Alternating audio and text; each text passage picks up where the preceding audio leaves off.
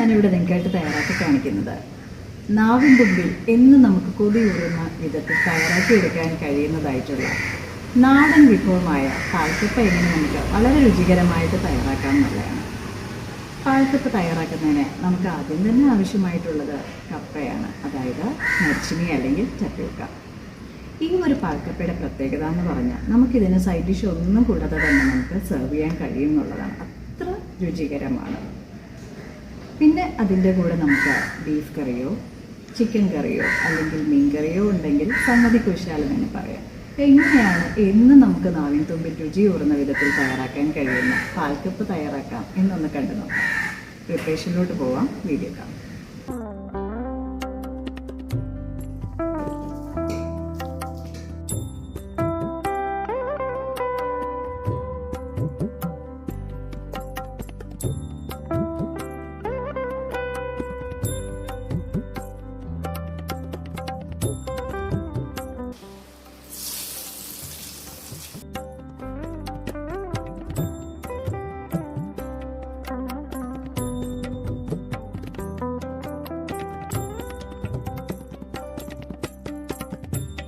പാൽക്കപ്പ തയ്യാറാക്കുന്നതിന് നമ്മളിവിടെ നല്ലപോലെ തന്നെ ഒരു പാത്രത്തിൽ വെള്ളം തിളപ്പിക്കുകയാണ്.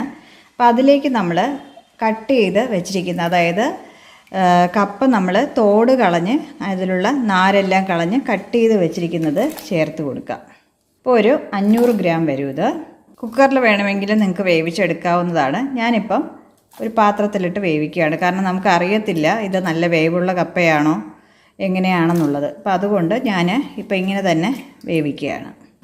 കപ്പ ഒന്ന് വെന്ത് വരുമ്പോൾ തന്നെ നമ്മൾ മീൻസ് ഒരു തിള വന്ന് കഴിയുമ്പോൾ തന്നെ നമ്മളതിലേക്ക് ഉപ്പിട്ട് കൊടുക്കണം. അപ്പോൾ ഈ സമയം നമ്മൾ കുറച്ച് ഉപ്പ് അധികം ഇടണം, ഈ കപ്പയ്ക്ക് ആവശ്യമായിട്ടുള്ളത്. പിന്നെ നമുക്ക് ചെക്ക് ചെയ്തിട്ട് പിന്നെ ചേർക്കാവുന്നതാണ്. അപ്പം നല്ലപോലെ വെന്ത് കഴിഞ്ഞതിന് ശേഷമാണെങ്കിൽ ഇതിൽ പിന്നെ ഉപ്പ് നല്ലപോലെ പിടിക്കത്തില്ല. അപ്പോൾ ആദ്യമേ തന്നെ നമ്മൾ ഒരു 1/4 ഭാഗം വെന്ത് വരുമ്പോൾ തന്നെ ഉപ്പ് അതിലോട്ട് ചേർത്ത് കൊടുക്കേണ്ടതാണ്. ഇനിയും നമുക്ക് ക്ലോസ് ചെയ്ത് വെച്ച് വേവിക്കാം. ഇപ്പം നമ്മൾ തിളപ്പിച്ച് വടിച്ചെടുത്ത ആ ഒരു കപ്പ നമുക്ക് ഒരു മൺചട്ടിയിലോട്ട് ഇട്ട് കൊടുക്കാം. ഞാനിപ്പോൾ 2 പ്രാവശ്യമാണത് വടിച്ചത്. 2 പ്രാവശ്യം നല്ലപോലെ വെള്ളം തിളപ്പിച്ച് അതിൽ കപ്പ ഇട്ട് 2 പ്രാവശ്യമാണ് വടിച്ചെടുത്തത്. അപ്പം നമ്മൾ ഈ ഒരു കപ്പ നമ്മൾ വേവിച്ച് പുഴുങ്ങി വെച്ചിരിക്കുന്ന കപ്പയിലോട്ട് നമുക്ക് ഇനി ആവശ്യമായിട്ടുള്ളത് തേങ്ങാപ്പാൽ. ഇത് 2ാം പാലാണ്. 1.5 കപ്പ് 2ാം പാൽ നമ്മൾ ഇതിലോട്ട് ചേർത്ത് കൊടുക്കുകയാണ്.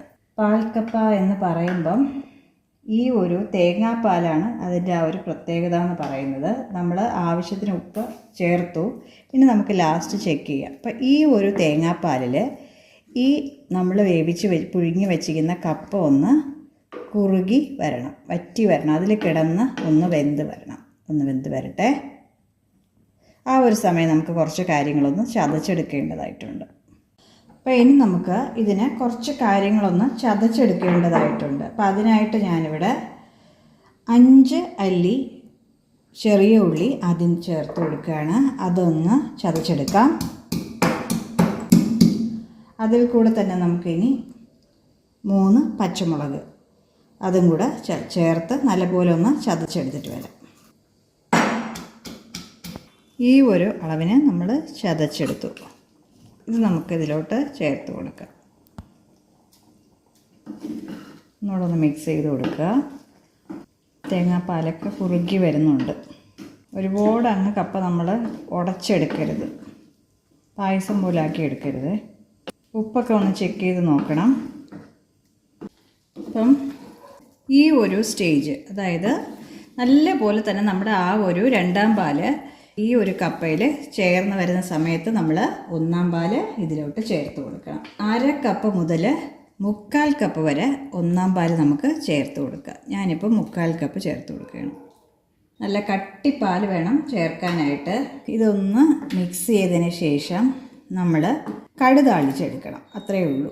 അപ്പോൾ ഇതിനി ഒരുപാട് അങ്ങോട്ട് കുറുക്കിയെടുക്കണ്ട, കാരണം ഈ ഒരു കുറുകുറുപ്പ് ഉണ്ടെങ്കിൽ തന്നെ ഇത് വറ്റി വരുമ്പോൾ, അതായത് കുറച്ചുകൂടെ ഒന്ന് ഇരുന്ന് തിക്നെസ് ആവും. നമ്മൾ എപ്പോഴും വന്ന് എന്ത് ചെയ്യുമ്പോഴും ആ ഒരു ചൂടൊന്ന് കുറഞ്ഞ് വരുമ്പോൾ നമ്മൾ ചെയ്യുന്ന സാധനം കട്ടിയാവും. അപ്പോൾ അതുപോലെ തന്നെ ഈ ഒരളവിൽ നമ്മൾ എടുക്കേണ്ടതാണ്. അപ്പോൾ നമുക്കിനി കടുക് താളിക്കാം. ഒരിക്കലും ഇത് തിള വരാനായിട്ട് വെയിറ്റ് ചെയ്യരുത്. ചെറിയ ബബിൾസ് വരുമ്പോൾ തന്നെ ഇതൊന്ന് ഓഫ് ചെയ്തേക്കണം. അപ്പോൾ ഇനി നമുക്ക് കടുക് താളിക്കാം. കടുക് താളിക്കുന്നതിനായിട്ട് ഒരു ചെറിയൊരു പാനിലോട്ട് നമുക്ക് 1 മുതൽ 2 ടേബിൾ സ്പൂൺ വരെ കോക്കനട്ട് ഓയിൽ ചേർത്ത് കൊടുക്കാം. ഓയിൽ ചൂടായി വരുമ്പോൾ നമുക്കതിലേക്ക് കടുക് പൊട്ടിക്കാനായിട്ട് ചേർത്ത് കൊടുക്കാം. കടുക് ഒന്ന് പൊട്ടി വരട്ടെ. കടുക് പൊട്ടി വരുമ്പം നമ്മളതിലേക്ക് ചെറിയ ഉള്ളി 3 അരിഞ്ഞത് ചേർത്ത് കൊടുക്കാം. അതൊന്ന് മൂത്ത് വരട്ടെ. ഈ ഒരു നമ്മൾ കടുക് താളിക്കണതിൻ്റെ മണവും എല്ലാം കൂടെയാണ് ഈ ഒരു പാൽക്കപ്പയ്ക്ക് കൂടുതൽ ആ ഒരു ടേസ്റ്റ് കൊടുക്കുന്നത്. കടുക് താളിപ്പിലിരിക്കുന്ന സകല രുചി. ഇതിലേക്ക് നമുക്കിനി വറ്റൽ മുളക് 3 ചേർത്ത് കൊടുക്കാം. അതിലേക്ക് നമുക്ക് 3 തണ്ട് കറിവേപ്പില ചേർത്ത് കൊടുക്കാം.